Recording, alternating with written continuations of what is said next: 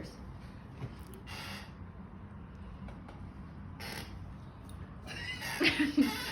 Unless you're a vegan, where would you be today without beef? Beef is among the top 3 most consumed meats in the world, and prices are being raised every single day. Do you think the price you pay for beef is fair? Where exactly do you think all that money you're paying for is going to? The producers or the packers? Now, before I get into this speech, I'm just going to give you a little background.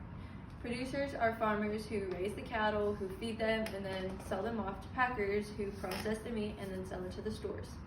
And then the consumers would be normal people like us who buy the meat from the stores.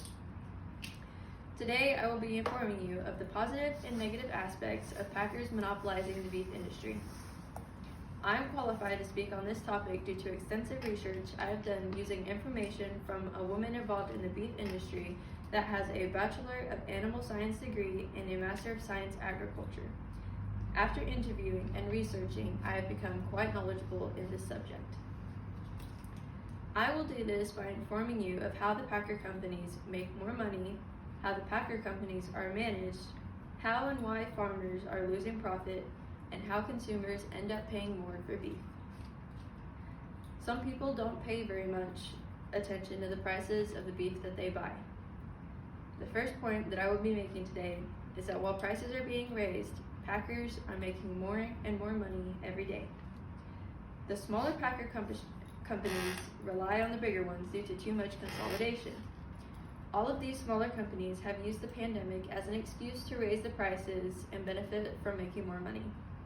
Consumers do not question so much as to why the prices have been raised and just accept that, oh, it's because of the pandemic, when in reality, these packers are scamming consumers out of their money and using the pandemic as an excuse to do so.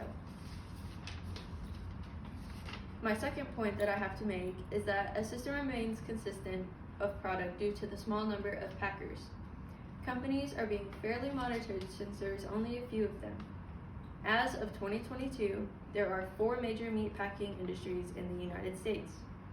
However, as I said before, these industries are using the pandemic as an excuse to make more money. Due to the small number of companies, there's much less competition among the beef packing industry. The packers do not have to worry so much about trying to beat other companies, so they mainly focus on making all of the money for themselves. On the contrary, while packers are making more money, producers, as I said before, are losing money. They are selling their cattle for less than what the packers are selling them for.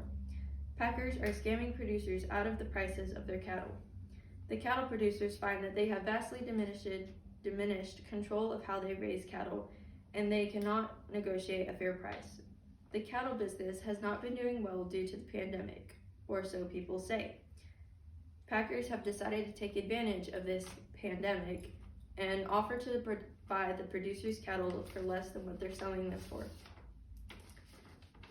Finally, my last point I have is that the financial issue is not only between producers and packers, but consumers such as ourselves. Consumers are being overcharged for buying beef and are losing money because of it. Companies advertising beef causes consumers to want to disacknowledge the price of meat.